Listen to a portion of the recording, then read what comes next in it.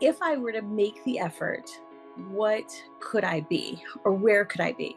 And I find that if I had made the effort, made the personal choice to fit Toastmasters into my life, I think about I probably could have reached this emotional nirvana earlier. It just clicked that this was a way to be able to be available for other people in a non-judgmental way, in a supportive way, in a safe environment that allowed them to grow and also allowed me to be more emotional. That has been the catalyst for me.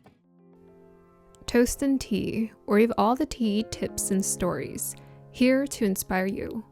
Hosted by Little Norway's Toastmasters. Welcome to the podcast Toast and Tea. My name is Shantia Crowley, and I'm the host for today's episode. We have a special guest with us hailing from her home club, Bremerton 63. Considering how involved she is in District 32 Toastmasters community as the current Area 21 director and how often she frequents other clubs, we are lucky to have Joanna Tavera with us today. Joanna has a phenomenal ability to connect with others. She first joined as a charter member for Mustang Mumblers before joining her current club, Bremerton 63, in 2015. Today, she'll be sharing the value of fitting Toastmasters into her continual personal and professional development. Joanna, please tell us more. Well, thank you very much, first of all, for allowing me to be here. I appreciate the invitation. As you talk about the introduction, I had to really think about like where I started and where I am now. And when I talk about fitting Toastmasters into your life, what I mean is the continual growth that we have as individuals. And when we make personal choices of the organizations or the things that we want to be involved in and how we want to grow, it's important to have a continual self-assessment. And as I said, where I was when I first joined Toastmasters, I was looking for an educational opportunity. I had an evaluation coming up, a performance evaluation coming up, and I thought, what is something that I can do that'll show involvement, personal growth, and educational growth? And it was Toastmasters. We didn't have a club, and the stars aligned. I had Baron Wiesman come in and said, "Hey, Joanna, what do you know about Toastmasters? And do you want to start a club?" And in 6 months, we had started a club. And I thought that's how smoothly it went. That's not the case. But when you have motivated individuals and they're really focused on one goal, one aspect, everybody brings something different to the table. So as we started Mustang Mumblers in Osan Korea, it was a really great experience for me. I got my educational moment where I could put that on my evaluation report. And that's where Toastmaster started for me. When I left the military after 24 years, I retired. We moved to Washington, and I ended up finding my home club, which is Bremerton 63. And at the time, I was looking at transitioning from being in the military to being in the civilian world. And I kept hearing about how the speak was so different, how we engage, how people engaged was different. And I really needed to focus on that. Where I am today, 12 years later, is I'm looking at sharing the experience that I had in being a mentor and really engaging with people one on one of where they are and where they want to go in their journey. Because not everybody's going to be a professional speaker. Not everybody wants to do a TEDx. Some people just want to be able to feel comfortable being on a podcast and seeing themselves played on screen and hear what their voice sounds like. And that takes time and effort. And those are just the incremental challenges that we have as individuals of how we get better at speaking, because it's not just about the words that come out of our mouth, it's how we present ourselves. It's all of those things that coalesce into us having more confidence of being able to speak in front of people. So how would you say, what was the distinct difference you noticed when you're talking about being able to have that courage to step up when someone's calling on you?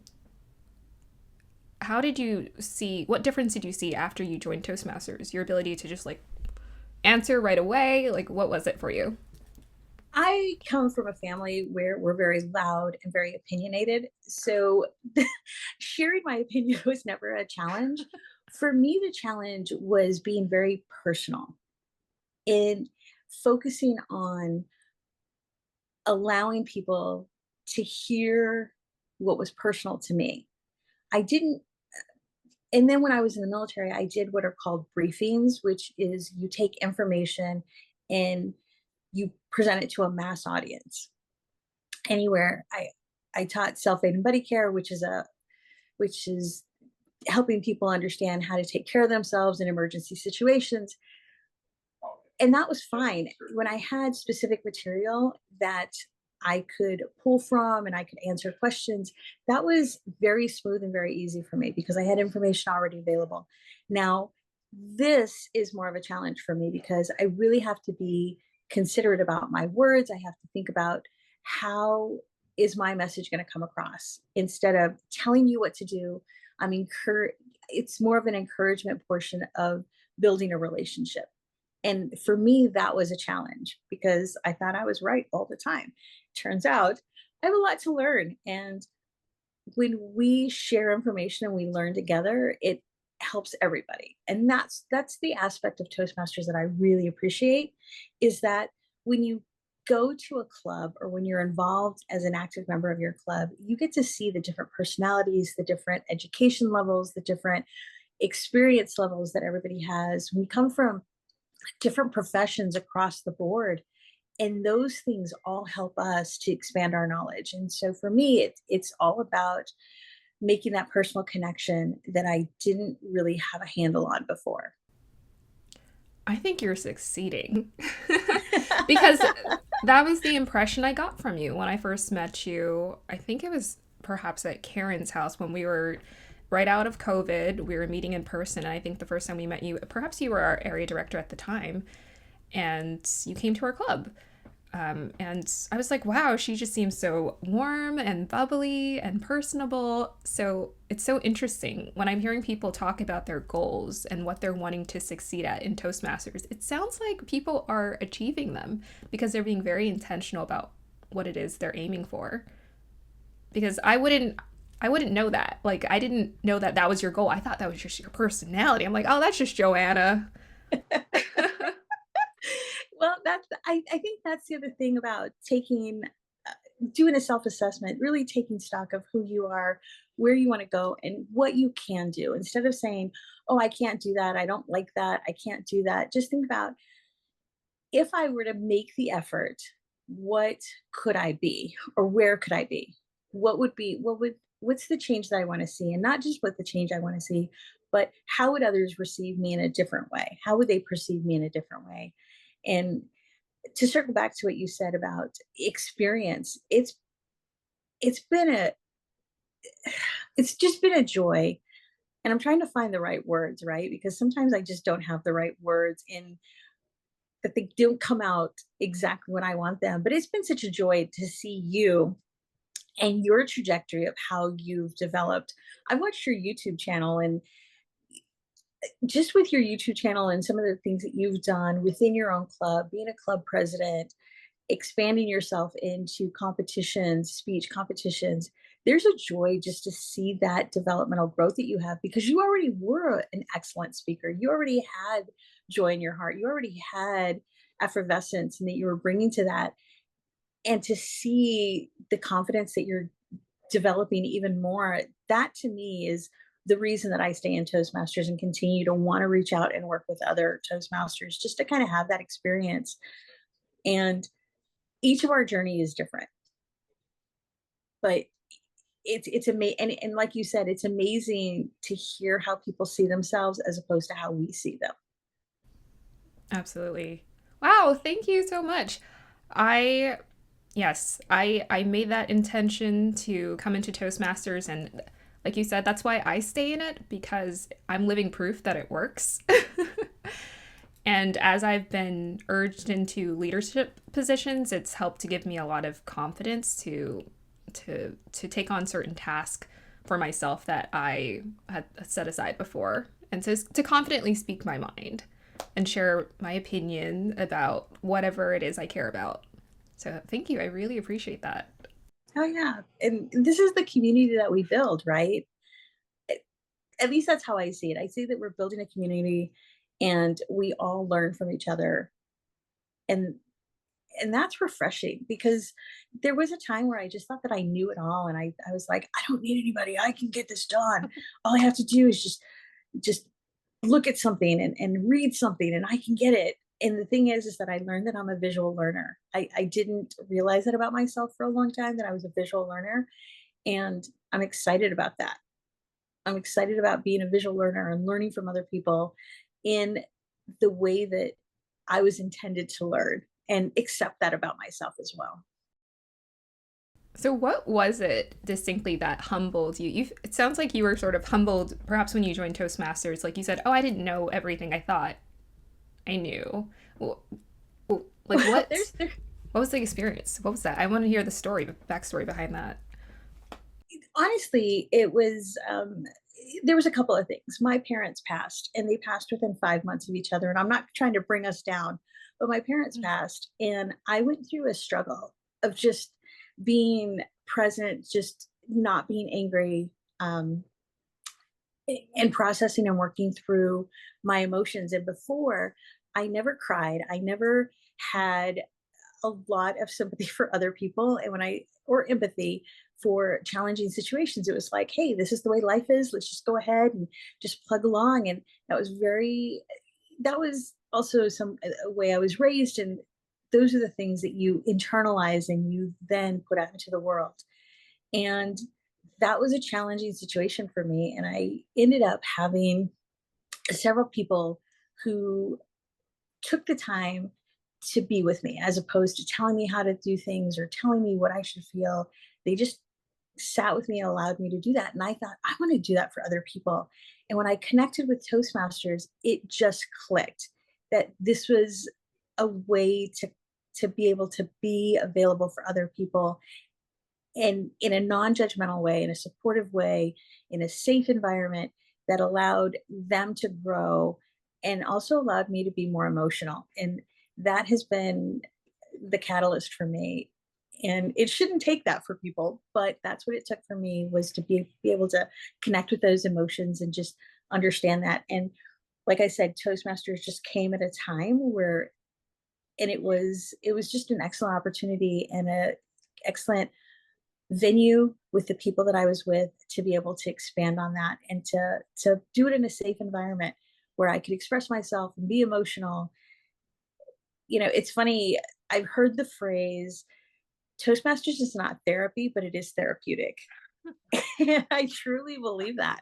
I think that we're able to connect with people who are going to be supportive and know that, and that allows us to grow. And for me, it was the emotional growth and tapping into that.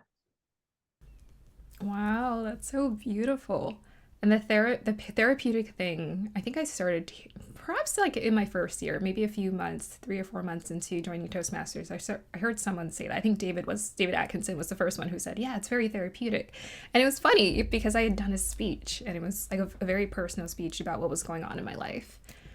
And it felt right at the time to just share that story, but it has been therapy for me to be able to share all of those stories just to get it out there, because now we're not holding it in.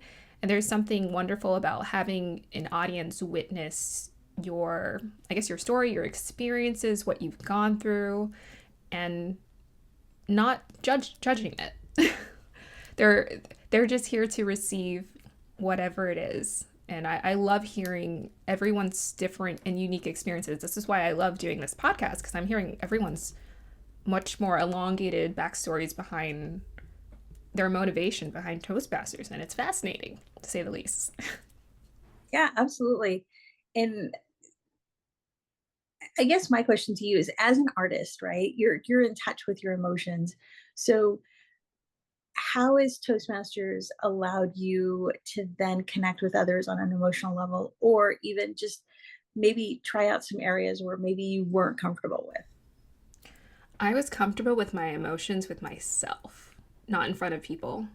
That's very uncomfortable because it's scary. And I think it's especially scary if you're sensitive. You're afraid of being judged by other people.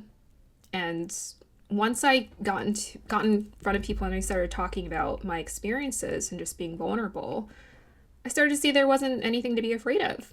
That's why I created the YouTube channels, because I was like, oh, okay. People are like, oh, you're normal. Like, there's just something about like, oh, people will vilify me or think I'm weird or something. There's those thoughts or that self doubt that comes up when you're being expressive about yourself. And I was okay with doing that behind the scenes and putting it into something, putting it into some kind of artwork, some kind of object I was creating, but not actually telling people my story and what was going on in my life. That was scary. I'm like, no, I'm not going to tell anyone. I was a very reticent kid. I would keep a lot of things to myself. But as someone who's very sensitive, I just had a lot of emotions and I wanted to get them out. And at some point, we all have to feel comfortable with being able to fully express ourselves. And like you said, that emotional growth that you experience. It's so important because I feel much more free myself and my self expression when I'm able to just speak my truth. Oh yeah, absolutely. And don't you find that when you share yourself emotionally, it's almost e- a smoother connection with other people because they can relate to what you're talking about. Or they share that experience and they think, oh my gosh, this is what I went through, and oh, and they connect with you because they can see that they're not the only ones, right? Right. And I love that about what we're doing. And the funny thing is that we're learning how to be confident and be better speakers and choosing our words wisely and ex- thinking about the things that we want to share. And it's in our own personal journey. And for me, and it sounds like for you, that the emotionality is part of that journey and we don't nix that out. Instead, we enhance that. Whereas most of the time you're told, don't be too emotional, don't show Mm-hmm. too much. Mm-hmm. It's not gonna be productive for your personal growth or your professional growth. And we're finding just amongst ourselves here that that is part of our professional growth. That is Mm-hmm. how we are able to express ourselves better, connect with other people, network, engage, and be available. So I like that. I could only imagine with you having a military background how interesting that transition would be because my sister's in the military. She's in the Air Force and she just joined Toastmasters. She's actually a part of my club right now. But I can only imagine that that transition because I've watched her. She's been in the military since her early 20s and I've just watched her transform. And it's a very specific, right, a buttoned up environment. It's very formal. You can't say certain things. It's about getting the job done, staying on task. It's kind of strict in certain ways. And I think, it's just important to have like a side hobby or something where you can get out of that mold. Absolutely. And I think for me, when I was in the Air Force, it really spoke to who I was at the time and what I needed. I liked the guidance and the rules and the instruction. And I'm still very comfortable with rules, the instruction, just very maybe not so much rigid, but I also think that there's this misconception, and I think even I had it. When you join the military, you can't have an opinion, you can't have a voice, and you can. We just have to be smart and educated about how we're sharing that voice. And I think had I joined Toastmasters, because I actually heard about Toastmasters when I was a young airman. It was in 1997 that I first heard about Toastmasters and was invited to a Toastmasters club. And I thought, oh my gosh, like, I can't fit that in. I volunteer, I work, I have a child, I have a family. I can't fit that in. And I find that if I had made the effort, made the personal choice to fit Toastmasters into my life, I think about I probably could have reached this emotional nirvana earlier. And I probably would have had just just a smoother time when I transitioned from being in the military to being out of the military Mm. and not feel so much trepidation about how to connect with people and have a different way of speaking. But being in the Air Force, I loved it. It spoke to me. It was supportive of what I wanted, and it helped me achieve my goals. But transitioning out, Toastmasters has been that catalyst and that bridge from my military experience to what we call a civilian experience. Good for your sister that she's doing it now. And she'll see those emotional growth opportunities a lot sooner than I was able to really engage with them. Right. I think she's having a fun time because I think she thought it was going to be very formal.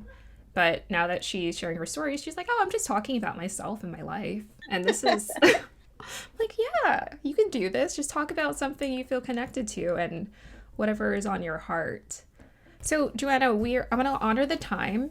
I would like to ask you, is there any final pieces of advice you'd like to share to someone who perhaps is considering Toastmasters? If you're considering Toastmasters, think about where you want to be right now, where you want to be in 5 years, where you might want to be in 10 years, and think about visiting a club. And not just think about visiting a club, go out and visit a club because I promise you, you will connect with somebody in a way that you had not expected. Take the chance, whether it's Little Norway, which is Shantia's club, or Bremerton 63, or any of the other 20 clubs that are available just here in the Kitsap Peninsula area. You will find a home for yourself. Make the effort, put yourself in a position to be successful and gain confidence in all the things you do, not just in speaking. Find a Toastmasters club and visit. Yes, please check out Joanna's Toastmasters Club if you guys are interested. I'm going to put the link down below. And you never know. You could show up as a guest. You guys are a hybrid club, right? We are a hybrid club. Okay, so if you wanted to show up as a guest online, you could do that if you're interested. Please check it out, or any of the clubs. Just join Toastmasters. It's a phenomenal organization. I've been proud to be a part of it nearly almost 4 years now. Okay, we're going to go ahead and end it on today. I will see you guys next week for another episode of Toast and Tea. Have a beautiful day or evening. Bye.